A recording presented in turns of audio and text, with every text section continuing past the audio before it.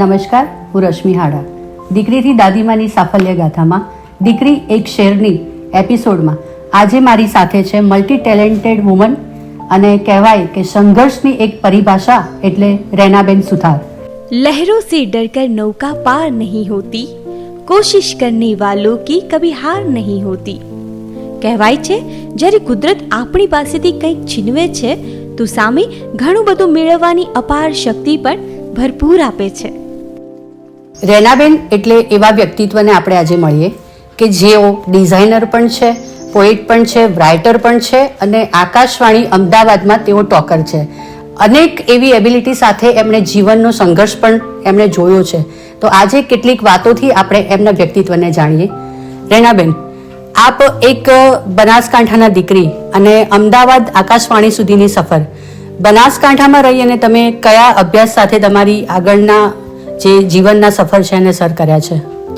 બનાસકાંઠામાં એટલે પાલનપુરમાં મારો ઉછેર થયો.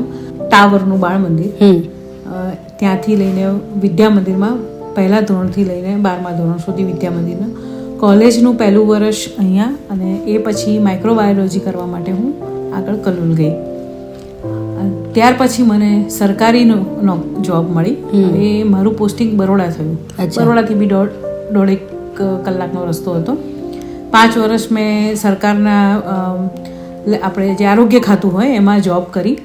ત્યારબાદ લગ્ન બાદ દીકરીનો જન્મ થયો એટલે મેં પછી જોબ સ્વેચ્છાએ છોડી દીધી. કેમ કે એ અપડાઉન વાળી જોબ હતી, ખાસું અંતર હતું. પ્લસ મારા હસબન્ડ જે છે એમનું વ્યવસાય ને બધું અમદાવાદ હતું એટલે થોડું ટફ હતું. એટલે પછી દીકરીનું પ્રાયોરિટી મારા માટે પહેલી હતી એટલે મેં સ્વેચ્છાએ પછી મારી જોબ છોડી દીધી અને પછી ગૃહિણી તરીકે મારું જીવન પસાર થયું. બેબી જન્મી, પછી બાબો જન્મ્યો. આજે બંને દીકરો દીકરી બંને કોલેજમાં છે.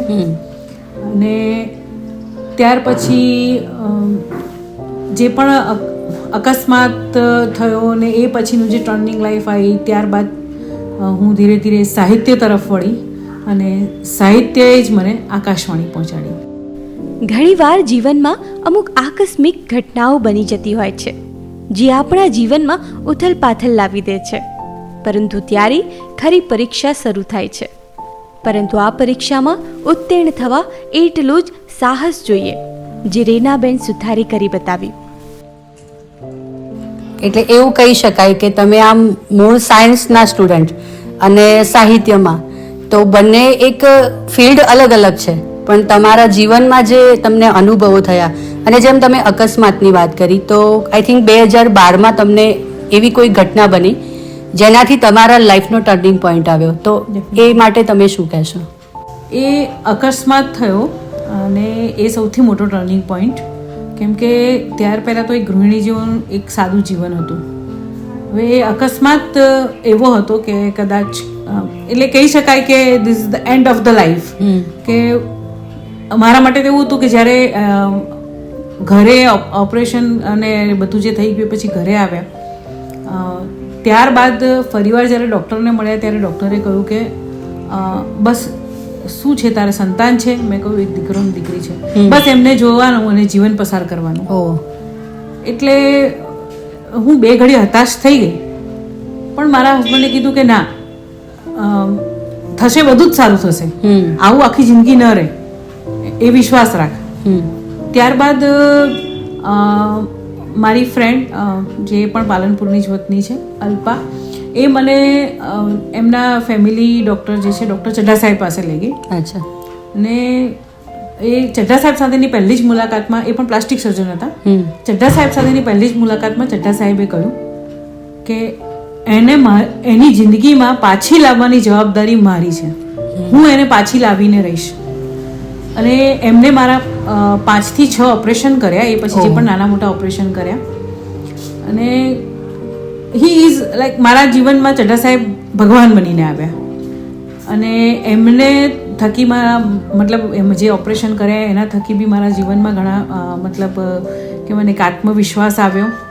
પણ એ ત્યારબાદ એવું થયું કે જે મૂળ જે સંઘર્ષ હતો ને એ તો જ્યારે હોસ્પિટલથી ઘરે આવ્યા પછીનો સંઘર્ષ હતો, જે નાની મોટી શારીરિક તકલીફો સાથેનો સંઘર્ષ હતો.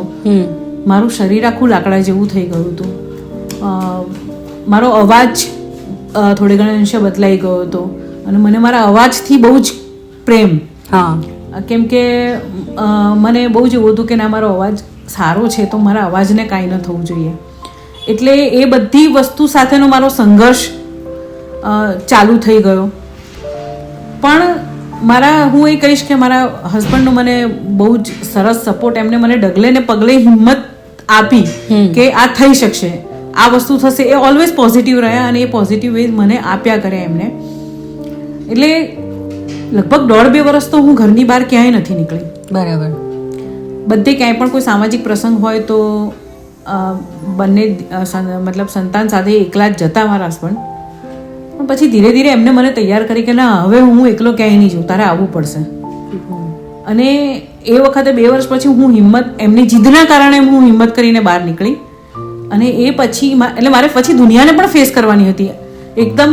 અત્યારે તો ઘણો ચહેરો સારો છે, ઘણા બધા, અને મેં કશું જ નથી કરાયું, છતાં ઓટોમેટિકલી કદાચ હું એવું કહીશ કે કુદરતની મહેરબાની છે કે જે નેચરલ ફેસ છે મારો એ પાછો આવ્યો.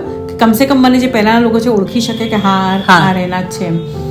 પણ એ જે ફેસ કરવાનો હતો ને, એ ફેસમાં જો મને મારા સંતાનોનો કે મારા હસબન્ડનો સાથ ના હોત તો કદાચ હું ના આવી શકત. અને મને એવું થતું કે આજના સંતાનોને તો કેટલું એવું હોય છે કે મારી મમ્મી તો આમ ટીચર્સ પેલી સાડી પહેરતા હોય, કંઈક કરતા હોય તો છોકરાઓને બી એમ કે મારી મમ્મી પણ આવી સુંદર દેખાય, તો શું મારા છોકરાઓને ક્યારેય નહીં થતું હોય? તો એ વસ્તુ એટલે જાત સાથેના એ બધા સંઘર્ષ બહુ જ હતા, જે હું કોઈની આગળ કહી નથી શકતી. અને એના લીધે ડિપ્રેશન કરતા, એટલે ડિપ્રેશન એક મોડર્ન શબ્દ છે પણ હું આપણો એક દેશી શબ્દ કહું, હતાશા. સખત હતાશામાં હું જતી રહેલી. એક દિવસ મારા દીકરાએ આવીને મને કહ્યું કે મને છે ને મમ્મી, મારો નિબંધ લખો ને, મને 5માંથી 5 માર્ક્સ મળ્યા. તો શેના વિશે લખવાનું હતું? તો કે મમ્મી વિશે. તો મેં વાંચ્યું અને એને લખ્યું હતું કે મારી મમ્મી દુનિયાની સૌથી સુંદર મમ્મી છે. શું વાત છે! અને મારી મમ્મી જમવાનું બહુ જ સરસ બનાવે છે. એ જે 5 વાક્યો લખ્યા હતા ને, એ મને એમ થયું કે ના, સંતાનો માટે કંઈ પણ હોય, મમ્મી છે. સાચી વાત. આ લોકોના માટે મારે ઊભા થવાનું છે, આ લોકોના માટે મારે લાઈફમાં પાછા આવવાનું છે. અને એ જે મારો હતાશા કહેવાય, એની સામે મેં લડાઈ કરી. જે સતત વિચારો હતા એને કાપવા, એને નાથવા હું સતત મારી જાતને એક્ટિવ રાખ્યા કરતી. એના માટે હું ડ્રોઈંગ કરતી, આર્ટ એન્ડ ક્રાફ્ટ કરતી, વાંચન મતલબ કંઈક ને કંઈક વાંચ્યા કરતી. એ બધું હું હંમેશા કંઈક ને કંઈક કરતી. અને ડ્રોઈંગ માટે એવું હતું કે મેં મારા ઘરની લગભગ બધી દિવાલો રંગી કાઢી હતી. એટલે કેવું કે મતલબ આ દિવાલ પર એક પેઇન્ટિંગ કર્યું, પેલી દિવાલ પર એક પેઇન્ટિંગ કર્યું. ત્યારે છોકરા કહેતા કે મમ્મી તે તો કે સ્કેચબુક બનાવી દીધી છે. પણ મને રાતે ઊંઘ ના આવે એટલે હું બેઠી બેઠી દિવાલ ઉપર કંઈક પેઇન્ટિંગ કરું કે કંઈના ઉપર પેઇન્ટિંગ કરું, કંઈક આર્ટ એન્ડ ક્રાફ્ટ બનાવવું.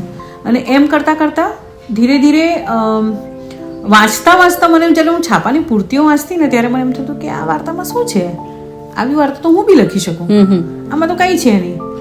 કેમ કે મને નવલકથાને બધું વાંચવાનો બહુ શોખ. એટલે મને થતું પછી તો પણ મને એવું હતું કે મને તો ક્યાં લખતા આવડે જ છે. પણ એક દિવસ એક સામાજિક મેળાવડામાં ગઈ. ત્યાં પપ્પાના એક ફ્રેન્ડ હતા અને અમારા સમાજ, એમને મળ્યું અને મને એવું લાગ્યું કે આમની લાઈફ કેવી ડ્રામેટિક હતી નહીં, એમ કે પહેલાં એમને આમ થયું, પછી આમ થયું. મને આ તો વાર્તા બનેવી છે એમ. અને એ દિવસે રાત્રે હું બેસી ગઈ. રાત્રે 1 વાગ્યા સુધી બેસીને મેં વાર્તા લખી. સવારે ઉઠીને મારા હસબન્ડને વંચાવી તો ખુશ થઈ ગયા. મને કે બહુ જ કે તને સરસ લખતા આવડે છે એમ. એટલે સામાન્ય રીતે મને ખબર કે ક્યારે ખોટા વખાણ ના કરે. બરાબર છે.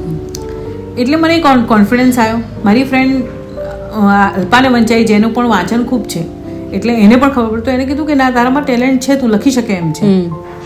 અને એ રીતે મારી મતલબ આ વાર્તા લેખન મારું અને સાહિત્યનું મારું શરૂ થયું. અને જ્યારથી મેં લખવાનું શરૂ કર્યું ત્યારથી મને આજે 2018માં મેં પહેલી વાર્તા લખી અને આજ સુધી મને ડિપ્રેશન કે હતાશા નથી આવી ક્યારેય. એટલે હું એવું કહીશ કે મારા માટે એક મેઇન ટોનિક જે હું કહું ને, તો લેખન એ મારું મૂળ ટોનિક કહી શકું. પરિસ્થિતિઓ જ્યારે વણસે ત્યારે મન હતાશા તરફ જતું રહે. પરંતુ વ્યક્તિ એ ફેઝમાંથી બહાર કેવી રીતે આવે છે એ એના મક્કમ નિર્ણયોને આધારિત છે.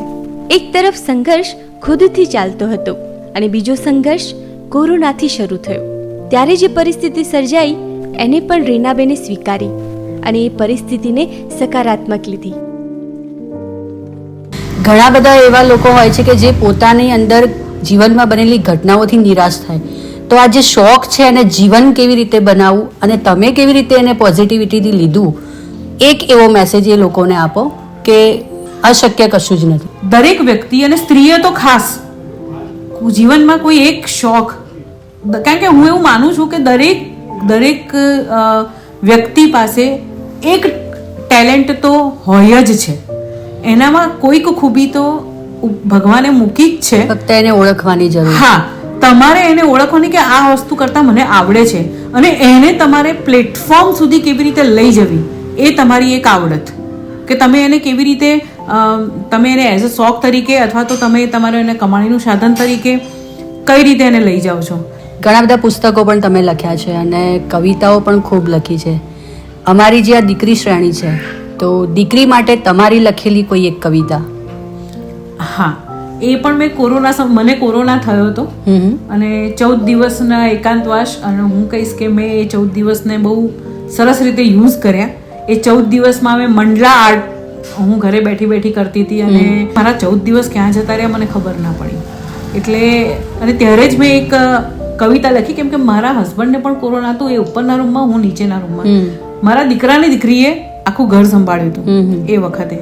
અને ત્યારે એ જે મારે ઇમોશન્સ, જે મારી લાગણી છે એ કવિતા સ્વરૂપે નીકળી, એ તમને આજે. અને એ પણ ખાસ કરીને દીકરી માટે. હા, દીકરી માટે. તો દીકરીને ડેડિકેટેડ છે આ કોરોના અછાંદસ.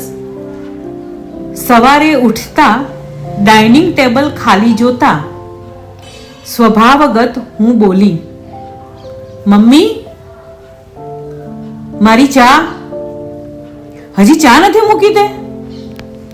પણ ડાઇનિંગ ટેબલ જેવા જ ખાલી ઘરમાં પથરાયેલો સુનકાર બોલ્યો, મમ્મી એ તો પેલા દરવાજા પાછળ અમને સ્વસ્થ રાખવા પોતે એકલી બેઠી છે અંદર, એકાંતવાસ લઈને. કદાચ ઉઠી હશે એના રોજના નિયમ મુજબ પ્રભાતે. રોજના નિયમ મુજબ ઉઠતા જ ચા પીવા પણ ઓહ, આજે તો ચા મારે બનાવવાની હતી. અડધી ઊંઘમાં, અડધી ચીડમાં, અડધી કંટાળાની ઓથમાં મેં તપેલી મૂકી મારા જેવી જ એ મોડર્ન નાજુક સગડી પર. પાણી ઉકાળ્યું, ચા ઉકળી. ખબર નથી શું અત્યાર સુધી મમ્મીના મનમાં પણ કંઈ કેટલું ઉકળ્યું હશે.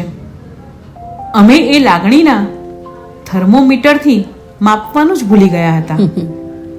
એના સ્પેશિયલ કપમાં બારણે ચા મૂકી નિરાંતે હું ચા પીવા બેઠી. એક ઘૂંટડે એની એક સવાર મારા સામે ખુલવા લાગી. ઘૂંટ અંદર અને આંસુ બહાર હતા. ઉભરાતા આંસુને ખાડું ત્યાં સઘડીએ ચાળી ખાધી ઉભરાઈ ગયેલા દૂધની. સાફ સફાઈ વેળા વીતીને સમજાયું એમાં જ તો મારી માની જિંદગી વીતી. દિવસથી રાતની આ થકવી દેતી સફર મને 1 વર્ષ સમી લાગી. એ સફર મને ક્યાંક કહેતી હતી, સારું થયું તને એ બહાને ભાન આવ્યું. તારી દીકરી હું તારા પેગડામાં આજે પગ નાખી રહી છું. ધીરે ધીરે મમ્મી તારી જેમ કામ કરતા શીખી રહી છું. વાહ. સમય જ્યારે અઘરો બને ત્યારે પરિવાર અને મિત્રો આપણું પીઠબળ બનતા હોય છે અને રીનાબેન સાથે પણ એવું જ થયું. એમના પરિવારે અને એમના એ શાળાના મિત્રોએ એમને સંપૂર્ણ સાથ અને સહકાર આપ્યો. એટલે હું એવું કહીશ કે જે કોન્ફિડન્સ કે આત્મવિશ્વાસ જે કહેવાય ને આવી બધી વસ્તુમાં, એમાં તમે અંદરથી તો ઊભા થાવ, પણ એનાથી બી વધુ હું એમ કહીશ કે તમારા આજુબાજુનું વાતાવરણ, આજુબાજુના લોકો પણ એટલા જ મહત્વ હોય છે કે એ લોકો તમને કેટલા પ્રેમથી સ્વીકારે છે. અને હું બહુ નસીબદાર છું કે મારી આસપાસનું જે વાતાવરણ છે, મારી આસપાસના જે લોકો છે, ભગવાને મને એટલા સારા લોકો આપ્યા છે મારી આસપાસ, જે લોકોએ મને હંમેશા આત્મવિશ્વાસ આપ્યો છે. અને એમાં મારું ફ્રેન્ડ સર્કલ તો ખરું જ, અને મારો પરિવાર જે છે એ તો મેં વાત કરી જ છે, એ સાથે મારું ફ્રેન્ડ સર્કલ તો ખરું જ. પણ હું મારે વિદ્યા મંદિરની આખી 92ની બેચનો આભાર માનવાનું ચૂકી જવું તો કદાચ એ ગણાશે. મારા 92 બેચના બધા જ લોકો એકચ્યુઅલી બધા દરેક એકબીજાને એટલા બધા હેલ્પફુલ છે. અને એ લોકોએ બધાએ, હું જ્યારે પહેલાં ગેટ ટુગેધરમાં ગઈ તો મારા એકદમ એ વખતે મારો ફેસ બહુ જ ખરાબ હતો, મને છતાં બી એટલું ઉમળકાભેર બધાએ મને આવકારી અને એટલો મને આત્મવિશ્વાસ આપ્યો. અને ક્યાંય મને એવું લાગ્યું જ નહીં કે હું બદલાઈ ગયેલી આખી રહેના છું, એ અહેસાસ એ લોકોએ મને ક્યારેય આપ્યો જ નથી. એટલે એ બધી વસ્તુઓ છે ને બહુ તમને ઊભું થવામાં ક્યાંક ને ક્યાંક ભાગ ભજવતી હોય. એમાં મારા ઇવન પાડોશીઓ પણ આવી ગયા. હું તો એમ કહીશ કે એ લોકોએ પણ મને હંમેશા પહેલેથી કે એમ જ કહ્યું કે ના ના તમે હજી પણ એટલા જ સરસ લાગો છો. એટલે અને મારા હસબન્ડ તો હંમેશા કહે કે મારા માટે તો તું હજી પણ ઐશ્વર્ય રાય જ છે. એટલે આ બધી વસ્તુઓ છે ને એ તમને ઊભા થવામાં બહુ હેલ્પ કરે. અને મને હવે કોઈની ક્યારેય બી પડી નથી હોતી કે હું ક્યાંય બી જો કોઈ મારી સામે જુએ છે તો મને ક્યારેય એવું નથી લાગતું કે આ જોઈ તો ઇટ્સ ઓકે, જોવે છે જોવા દો, હું શું છું એ મને ખબર છે. ઓવરઓલ તમારું જે પર્સનાલિટી છે ને એ ઓવરઓલ તો આખરે તો તમારા અંદરથી જ આવે છે. તમારામાં કોન્ફિડન્સ હશે ને તો એ આખું તમારી ઓવરઓલ પર્સનાલિટી ઉપર દેખાશે, અને એ બહુ જરૂરી છે. સાહિત્ય અકાદમીની સહાયથી મારું આ સોનેરી ઝાંયવાળી માછલી, જે 12 નવલિકાઓનો સંગ્રહ છે, તે હમણાં જ પ્રકાશિત થયો છે.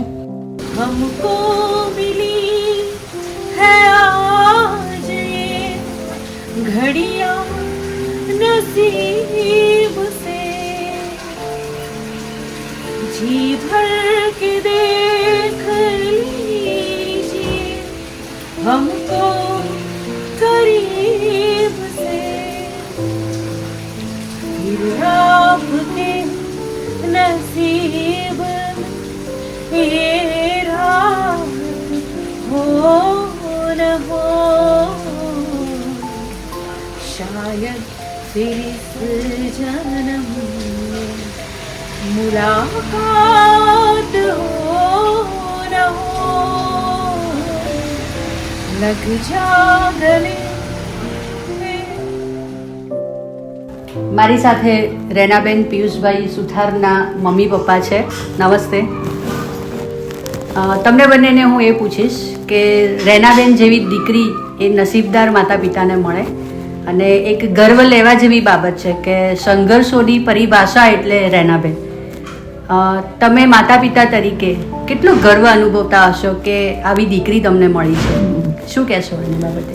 રીના નાનપણથી જ ક્રિએટિવિટીવાળી હતી. વિદ્યા મંદિરમાં એ જ્યારે બાલ મંદિરમાં હતી ત્યારે રામાયણના પાત્રની અંદર એણે ભાગ લીધો હતો. જે તે વખતે એને એક્સિડન્ટલી મળી હતી અને એ મેં જોયેલી છે એને, મને એમ થયું કે આ છોકરી એમ કે જલ્દી ઊભી નહીં થાય. એના પિયુષ કુમારના સપોર્ટથી જ એનું સાથે નસીબ બી હતું કે એને સારા ડોક્ટરો મળ્યા. પણ એમ કે મને બી આશ્ચર્ય લાગ્યું કે એક વિજ્ઞાનની સ્ટુડન્ટ આટલું બધું સાહિત્યની અંદર રસ દાખવે અને એના સાથે સપોર્ટમાં બી કે નસીબ ગણો કે એને બધા મળી જ રહે છે અને આગળ વધે છે. અને મારી આ બધું જ્યારે હું એ મને કહે કે મારો આકાશવાણી ઉપર પ્રોગ્રામ છે ત્યારે મને એમ થાય કે કોઈક વખત આને ટીવીમાં બી એમ કે આવે તો મને સારું લાગે એમ. દીકરી અને માતા વચ્ચે એક અલગ જ લાગણીની ડોર જોડાયેલી હોય છે, અને એટલે જ માતા અને દીકરી એકબીજાનું સાહસ હંમેશાથી બનતા હોય છે. મારી સાથે રેનાબેનની દીકરી શ્લોકા છે, અને હું એવું માનીશ કે આવી મમ્મી નસીબદારને મળે, અને એ પણ મલ્ટી ટેલેન્ટેડ વુમન. તો મમ્મીને ક્યારેય કંઈ નહીં કીધું હોય, પણ આ માધ્યમથી આજે મમ્મી માટે શું કહીશ? હા, તમે સાચું કીધું. મતલબ આવી mummy everyone like wants multitasking and everything. So હા મતલબ જ્યારે મમ્મીનો એક્સિડન્ટ થયો હતો ત્યારે it was very difficult to think કે she will be able to recover, કઈ રીતની રિકવરી હશે, what she will do after, because પહેલાં બી મમ્મી હાઉસવાઈફ જ હતી. પહેલાં તો મમ્મી આટલું બી નથી કરતી, લાઈક એના પછી તો મમ્મી ઉલટાનું વધારે કરવાનું ટ્રાય કરે છે. Like she started with art, I think મતલબ ઘરમાં આર્ટ ને બધું કરતી હતી. પછી suddenly there was this story writing and everything. મને તો હવે ખબર બી નથી મમ્મી કેટલી સ્ટોરી લખી છે, મમ્મી એટલી લખી દે છે તો ખબર બી નથી પડતી અમને. અમે રાત્રે ઊંઘવા જઈએ ને સવાર સુધીમાં તો મમ્મી જોડે એક નવી સ્ટોરી હોય છે. હા, અને મતલબ જ્યારે મમ્મીનો આકાશવાણીમાંથી આવ્યો તો first time, and it was very, I felt very happy because and it is like something proud કે હું જ્યારે બીજાને બી કહું છું, લાઈક મારા ટીચર્સ પ્રોફેસર્સને બી કહું છું કે હા મારી મમ્મીનો આકાશવાણી પર આવ્યો છે, તો I feel really good and like it's happy for. Renaben Piyushbhai Suthar, એમને હું એ પૂછીશ કે જ્યારે 1-2 વર્ષના જે સમયગાળામાં એ એકાંતમાં રહ્યા અને એ એકાંતમાં કદાચ એ એમની જાતને મળ્યા છે અને એ દરમિયાન તમે કેટલાક સપનાઓ પણ જોયા હશે અને કહેવાય છે કે સપના જોઈએ તો પૂરા થાય અને ન પણ થાય, પણ એ માટેનો જે આત્મવિશ્વાસ છે અને એ પોઝિટિવિટી છે એ તમારામાં એ વખતે કેવી હતી અને અત્યારે જે સપનાઓ પૂરા થયા છે એ વચ્ચેની જે વાત છે એ આપ આપશો. આઈ નેવર થોટ કે સપના સાચા થઈ શકે છે અને એના માટે હું રેડિયો પાલનપુરનો આભાર માનીશ. કેમ કે સૌથી પહેલો મને જે પ્લેટફોર્મ આપ્યું એ રેડિયો પાલનપુર 90.4 FM, અને એના માટે હું શ્રી અનિકેતભાઈ ઠાકર અને હાડા સાહેબ જે અમારા ડ્રોઈંગ ટીચર હતા તેમનો બંનેનો ખૂબ ખૂબ આભાર કે એમના થકી હું રેડિયો પાલનપુર પર દીકરી શ્રેણી અંતર્ગત મેં એ વખતે લેખ વાંચ્યો. ત્યારે મારા પગ તો ધ્રુતતા હતા, મેં ક્યારેય સ્ટુડિયો જોયેલું નહીં, પણ અનિકેતભાઈએ મને બહુ ફૂલ એ વખતે કોન્ફિડન્સ આપ્યો કે હું બેઠો છું, ચિંતા નહીં કરો, તમે તારે શરૂ કરો એમ. અને ત્યારે પહેલી વાર એ માઇક ફેસ કર્યું મતલબ સ્ટુડિયોમાં, અને એ જે કોન્ફિડન્સ જે મને ત્યાં આગળ જે માઇક્રોફિક્શન વાર્તાઓનું પઠન કર્યું, મેં આ દીકરી વિશેનું પઠન કર્યું, એ જ્યારે મને પહેલી તક આકાશવાણીમાં મળી ને ત્યારે આ વસ્તુ મને બહુ જ કામમાં આવી. કેમ કે મારો ફિયર નીકળી ગયો હતો. એટલે ફર્સ્ટ ટાઈમ આકાશવાણીનું જ્યારે મારે પઠન કરવાનું હતું પ્રકૃતિ વિષયક નિબંધોનું, ત્યારે ફૂલ કોન્ફિડન્સથી કર્યું. ત્યારે પ્રોગ્રામર પણ ખુશ થઈ ગયા હતા કે તમને જરા પણ એમ કે નથી, પણ આ બેઝ રચાયો હતો રેડિયો પાલનપુર. એટલે રેડિયો પાલનપુરનો એ બાબતે હું ખૂબ ખૂબ મતલબ આભાર, દિલથી આભાર.